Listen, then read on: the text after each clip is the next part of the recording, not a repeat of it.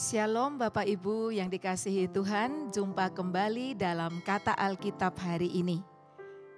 Bapak Ibu yang terkasih, seandainya nih ya, kalau kita ini jadi seorang petani, lalu kita menabur benih, apa yang kita harapkan? Tentu yang kita harapkan adalah hasil dari benih yang kita tabur itu. Hari ini kita akan melihat perumpamaan yang diberikan oleh Tuhan Yesus kepada orang banyak tentang seorang penabur. Hal ini dapat Bapak Ibu baca secara keseluruhan di dalam Injil Matius pasal 13 ayat 1 sampai 23. Nah, di situ diceritakan tentang perumpamaan seorang penabur di mana benih itu jatuh di 4 tempat. Yang pertama jatuh di pinggir jalan, lalu jatuh di tempat yang berbatu-batu, lalu jatuh di tempat yang penuh dengan belukar duri, dan jatuh di tempat yang subur. Dan apa kata Alkitab tentang benih-benih yang jatuh di pinggir jalan, di antara batu-batu, di tempat yang semak belukar duri, dan juga di tanah yang subur? Nah, dari perumpamaan itu Tuhan Yesus pun menjelaskan apa arti dari perumpamaan itu. Nah, dan arti dari perumpamaan ini dapat kita baca di ayat 19 sampai 23. Saya akan bacakannya untuk Bapak Ibu. Kepada setiap orang yang mendengar firman tentang kerajaan sorga, tetapi tidak mengertinya, datanglah si jahat dan merampas yang ditaburkan dalam hati orang itu. Itulah benih yang ditaburkan di pinggir jalan. Jadi benih yang ditabur di pinggir jalan itu artinya adalah orang yang sudah menerima firman tapi tidak ngerti, ya. Dia tidak berusaha untuk mengertinya. Jadi firman itu lewat. Sehingga akibatnya apa?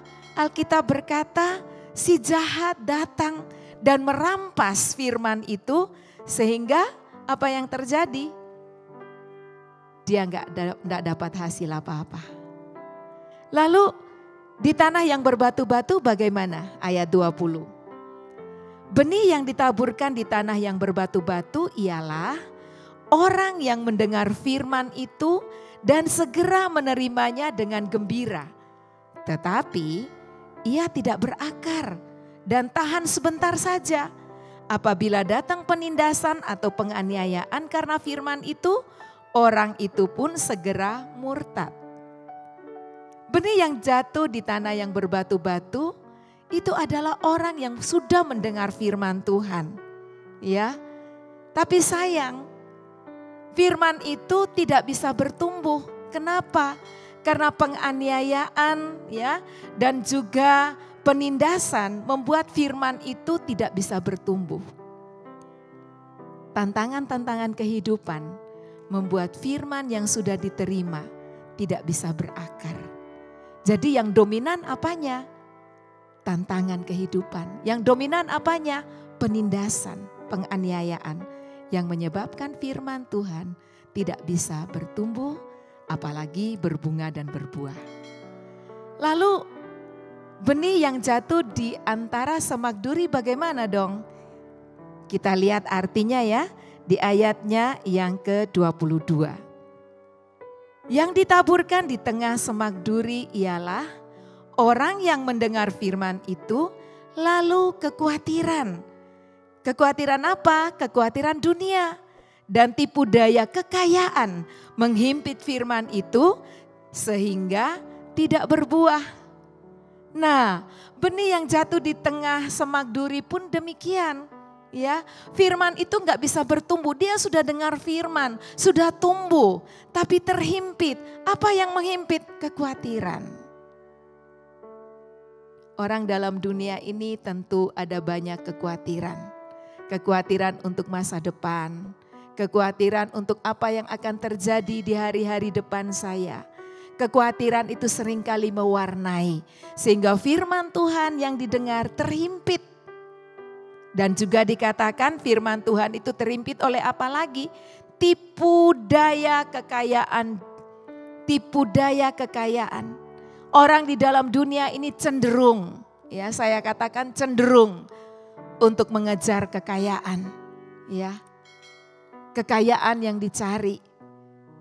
Dan kata firman Tuhan, orang yang demikian, firman yang ada di dalam dirinya tidak bisa berbuah, tidak bisa bertumbuh dengan baik. Lalu, kira-kira yang diharapkan oleh sang penabur ini yang bagaimana? Nah, tentu saja benih yang jatuh di tanah yang subur.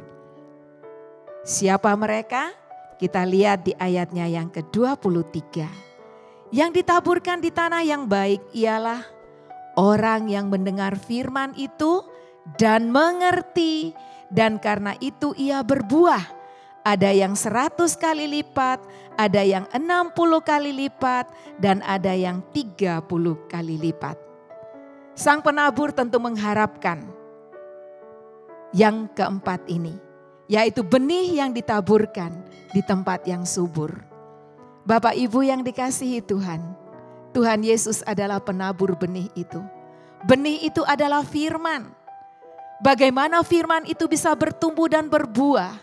Kita harus membuat tanah hati kita menjadi tanah hati yang berkualitas. Ya, tanah hati yang berkualitas itu bagaimana? Tanah hati yang dipersiapkan. Pada saat kita akan mendengarkan firman Tuhan, persiapkan hatimu dengan sungguh-sungguh. Jangan firman Tuhan itu asal lewat sehingga tidak dimengerti. Kalau firman Tuhan itu tidak dimengerti, bagaimana mungkin bisa dilakukan? Bapak Ibu yang dikasihi Tuhan, Tuhan Yesus ingin supaya hidup kita ini menjadi hidup yang berbuah. Buah adalah salah satu tanda perubahan. Ya, salah satu tanda perubahan. Tuhan Yesus mengharapkan benih firman yang kita terima setiap hari. Apakah itu melalui kata Alkitab, apakah itu melalui khotbah hari Minggu, ataupun setiap hari yang kita baca, itu mengubah kehidupan kita. Sehingga hidup kita ini benar-benar hidup yang berbuah bagi kerajaan Allah. Kita lihat tadi ya, benih yang jatuh di tanah yang subur, minimal buahnya adalah 30 kali lipat. Itu yang Tuhan harapkan. Syukur-syukur kalau 100 kali lipat. Tetapi ada perubahan yang terjadi di dalam hidup kita. Pertanyaan buat saya dan saudara, sudahkah firman Tuhan yang kita dengar setiap hari mengubah hidup kita untuk menjadi seperti apa yang Tuhan Yesus mau? Biarlah kebenaran firman Tuhan ini menjadi bagian kita. Bagaimana tanah hatimu? Adakah tanah hatimu tanah yang berkualitas? Ataukah tanah hati mirip pinggir jalan? Tanah hati yang seperti berbatu-batu? Tanah hati seperti semak duri? Atau tanah hati yang subur? Saya doakan supaya semua kita tanpa kecuali memiliki tanah hati yang subur. Sehingga setiap benih firman Tuhan yang ditaburkan itu mengubah hidup kita dan memberi buah bagi kerajaan Allah. Selamat beraktivitas. Tuhan Yesus memberkati.